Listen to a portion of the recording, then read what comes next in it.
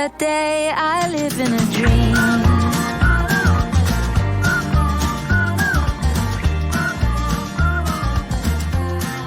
I live in a dream.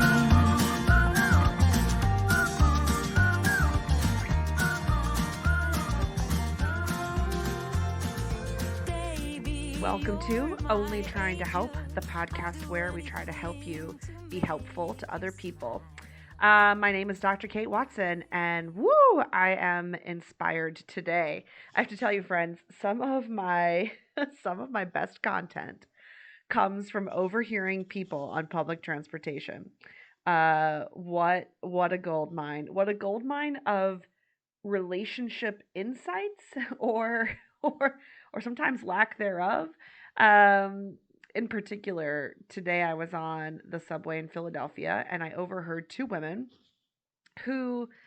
I overheard two women who appeared to be good friends, maybe sisters, I'm not sure. And they were having a conversation about relationships, and I was fascinated. And as much as I love my city, and I really do, I also know that the subway has high crime and people tend to be really guarded. So I couldn't approach them as much as I may have been tempted to do so. So I don't know these women, and for that reason, I have to make up some names for them in order to tell this story. Let's just call them Cynthia and Alexis. So, where to begin? Cynthia asks Alexis, "How did your conversation with your dude go?" And Alexis says, "I decided to let it go. He's sorry, and I know he's trying his best, and he's just under a lot of stress right now.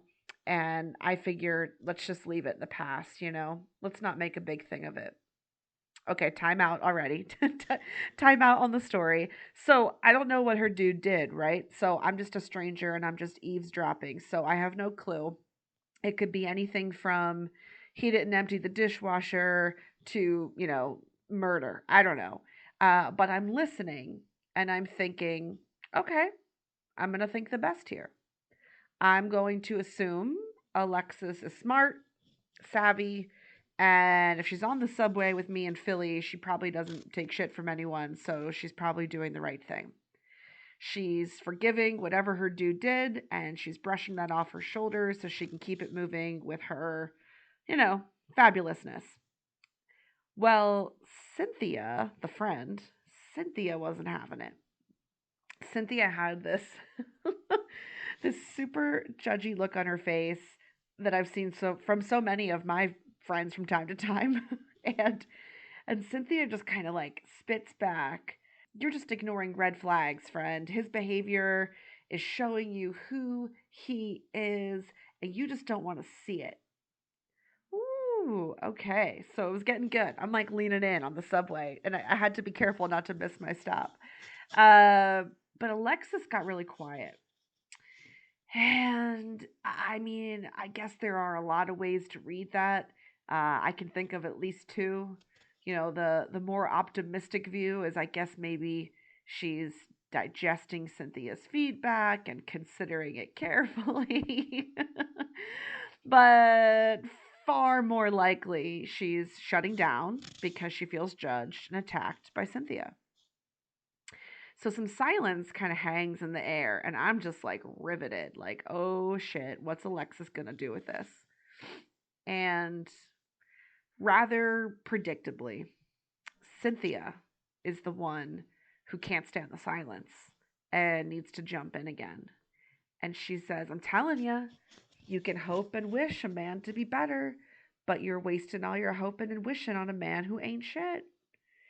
And I'm loving this because I watch Alexis, who's on the receiving end of this, and she's practically like playing what's it called? Wordle on her phone, the thing that everybody's playing. I don't know what it's called.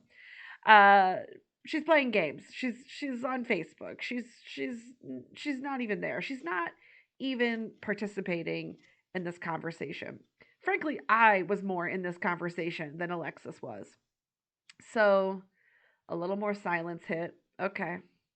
But of course, Cynthia, thinking she knows best, just can't handle that silence, so she goes in again.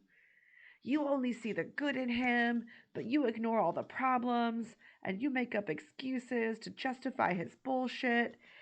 And then we were at City Hall, so I needed to get out. But as I'm climbing up the stairs to get to street level, I just kept thinking about the difference between ignoring red flags and giving someone the benefit of the doubt. And these are different things. These are different things. When we want to be helpful to one another, we may give people the benefit of the doubt. I'm imagining a scenario where, let's say, my friend is 10 minutes late, but rather than jumping down her throat when she's probably having a hectic day, I assume the best possible explanation for her lateness and we keep it moving. I do that to help her, right? Because I don't want to lay into her when she's already late, probably already frantic, already stressed out. And it helps me. It helps me not get fixated on something small and blow it up into something big. I mean, I could give a million examples of this. I teach at a university. When one of my students sends me a rude or disrespectful email, I think to myself, okay, this person's acting out of character. This is not a pattern. This is strange behavior from him or her. And I'm going to give them the benefit of the doubt that there's something serious going on and they would never normally speak to me this way. But it does kind of beg the question, like, when are we just ignoring red flags and problematic behavior? Well, I think we might be ignoring red flags and problematic behavior when we're trying to justify a pattern of behavior that has been hurtful, but it's a pattern. A pattern. When we're repeatedly closing our eyes to what's really happening, we're not really based in reality. Maybe when we're ignoring a pattern because of some occasional good behavior, something gets turned around once or twice, so we're willing to overlook many, many, many other things that are the bigger, more prominent pattern.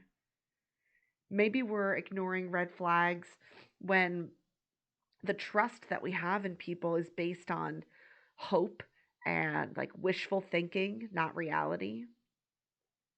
I think that's really different though than giving people the benefit of the doubt. That occurs when trust is grounded in reality and past experiences. And you say, I can trust that this is true because it's been true in the past. When we're not just assuming the worst when someone acts out of character, when it's my student acting out of character, and this is not normal, this is not a pattern, I think it's best if I don't assume the worst. Maybe I go ahead and assume the best of this person. We're giving people the benefit of the doubt when we're not jumping to conclusions without enough information, when we're being open to other explanations, when there's a pattern of, I guess I should say when there's otherwise a pattern of kindness and respect. Yeah, this just brings so many scenarios to mind for me. I could think of a time when I was facing this kind of dilemma in a romantic relationship. I was seeing someone who was displaying a pattern of behavior, and I wouldn't call it necessarily hurtful or harmful. Maybe it was just behavior I wasn't crazy about. And I'm not saying it was abusive or anything. I'm just saying I spent a lot of time thinking, I hope this changes. I hope he's not like this forever. I hope things will be different one day. I hope they are. Hope, hope, hope, hope. And one day I had to ask myself, okay, Kate, if this behavior never changes, can you live with that? Can you live with that? And I'll tell you, folks, I really wrestled with that question for a while. And I guess I'm glad I wrestled with it. I worry sometimes when I answer too quickly. I was back and forth, but after being back and forth about it, I decided I could live with it. It wasn't ideal, but it wasn't a deal breaker. And in that moment, I felt a little better about my hope because I wasn't betting my entire future on that hope. I felt I could rest. I could rest knowing that I'm not just following a hope and a prayer. Let me say that again. I'm not just following a hope and a prayer, but I'm also prepared for my hopes to pass me by. And it no longer felt like a fantasy. It felt like hope grounded in reality. Hope grounded in the reality that it might not come true. So, Alexis, if if you're out there, it's okay to give people grace. It's okay to forgive mistakes. I know Cynthia feels otherwise. and and you and Cynthia don't have to agree on the whole thing as long as you're having those tough conversations with yourself, those conversations about being grounded in reality, not fantasy. I think we can all trust you to do that.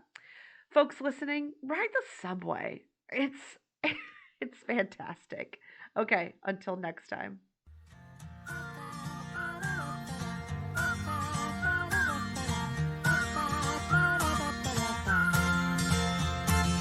Take me in your arms. I don't want to miss a day without you. Let's stay young forever. There is nothing we can't do. And nothing can break us apart when we're together. Facing the sky, we know that we can fly on the wings of love. And we can climb on every mountain top. I never knew eternity would be till I met you. Since that day, I live in a dream.